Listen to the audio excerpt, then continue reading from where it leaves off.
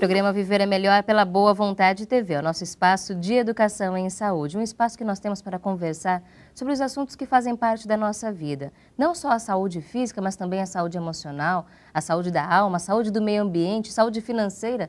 São todos fatores, temas que completam a nossa saúde e trazem a saúde integral, como defende a própria OMS, que afirma que saúde não é apenas a ausência da doença, mas o equilíbrio entre todos os setores da vida, corpo, mente e espírito. E é em busca deste equilíbrio, desta boa qualidade de vida, que nós nos encontramos todos os dias aqui no nosso programa e contando, além da sua audiência, que é muito importante, com a sua participação, mandando perguntas, contando pra gente quais são os temas que fazem parte realmente do seu cotidiano, as dúvidas levantadas pelos seus filhos, com as mudanças que acontecem no nosso corpo, novas vacinas, novas gripes, novas doenças. São tantos temas diferentes, é importante que nós tenhamos informações de qualidade para então saber como estes temas podem fazer parte da nossa saúde e o que nós temos à nossa disposição para trabalhar na prevenção dos problemas de saúde. Este é sempre o nosso objetivo. Por isso, anote o nosso telefone e o nosso e-mail e a qualquer momento mande as suas perguntas e as suas sugestões de tema.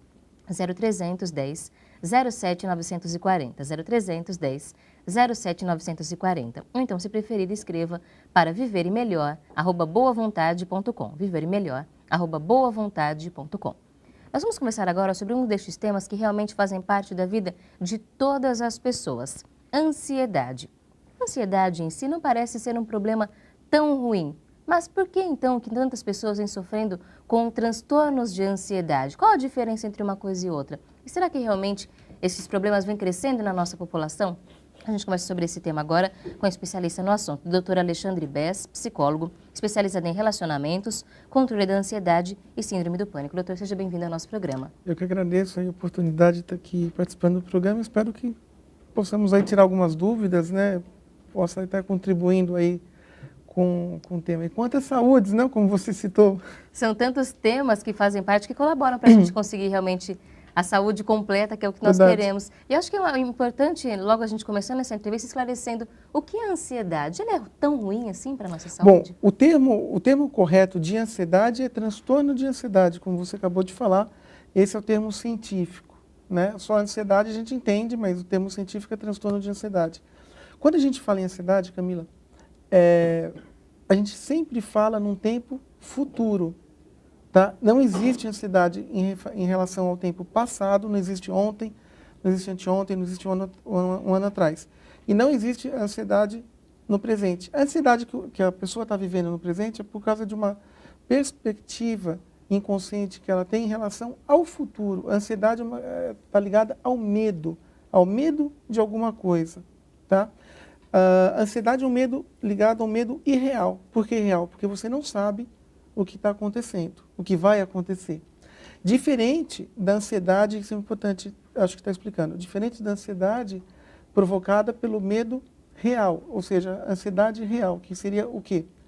Sei lá, você sair daqui ou de qualquer outro lugar, abaixar o vidro do seu carro à noite ou qualquer outra hora do passar sozinho num exato, lugar que é escuro. Ou você colocar um relógio no bolso, um tênis, que é uma coisa insignificante, mas que vai te causar problema, e você sabe disso. Aí a pessoa cria-se uma ansiedade, cria-se uma expectativa real em função de um ambiente onde esse ambiente não vai te proporcionar segurança.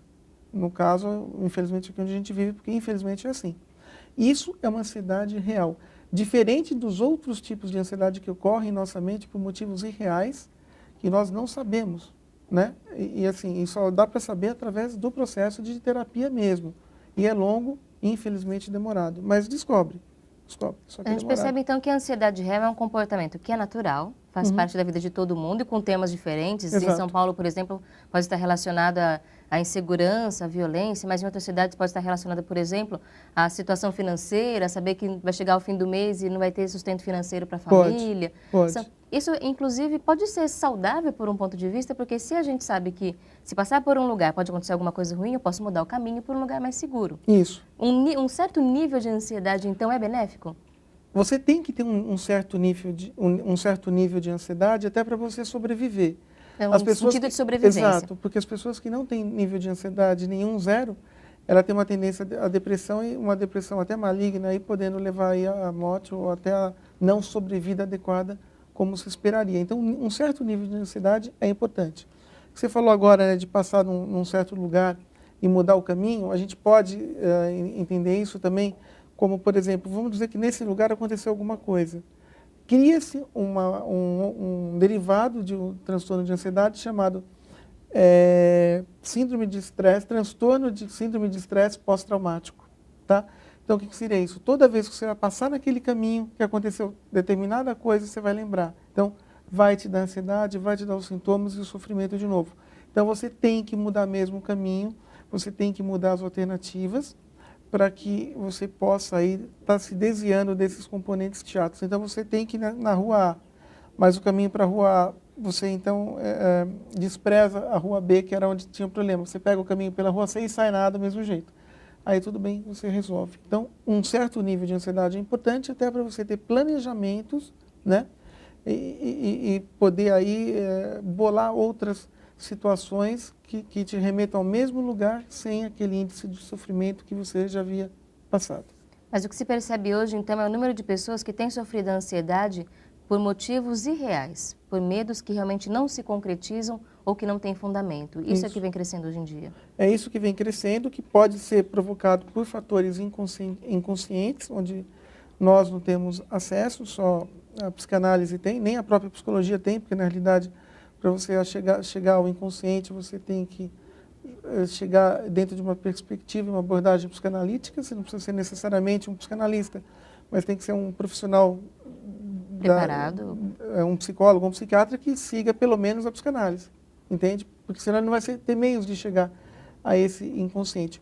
E aí esse inconsciente pode levar a você ter isso que você citou, toda essa problemática aí da ansiedade, do medo, ou até por uma questão de estresse. Quanto maior a cidade que você vive, quanto maior o seu nível de estresse, mais predisposição a ter ansiedade você vai ter. Então, esse é um dos primeiros fatores desencadeantes do problema. Sempre. As grandes cidades que nós vivemos, todos os estresses relacionados à vida numa grande cidade e os medos que nós enfrentamos. Isso já aumenta muito a nossa chance de desenvolver. Muito, 60%. Tanto é que nos Estados Unidos tem pessoas que mudaram as suas casas para não pegar as freeways, né, que são as grandes rodovias, porque não tem condição de pegar em função da ansiedade, não consegue. Então muda-se a casa para chegar mais perto do trabalho, alguma coisa assim nesse sentido. Quanto mais movimentado, mais corrido, mais intenso, a pessoa que tem ansiedade ela vai sofrer mais, né? A ansiedade ela é um transtorno mental, é um transtorno totalmente emocional, porque não deriva muito do físico, apesar de algumas pessoas discordarem, mas ela, na minha concepção, ela chega a ser quase 100% emocional. Tem um tipo de ansiedade que pode ser desencadeado por osmose, que é uma das ansiedades mais sérias que tem, que é quando a mãe é ansiosa.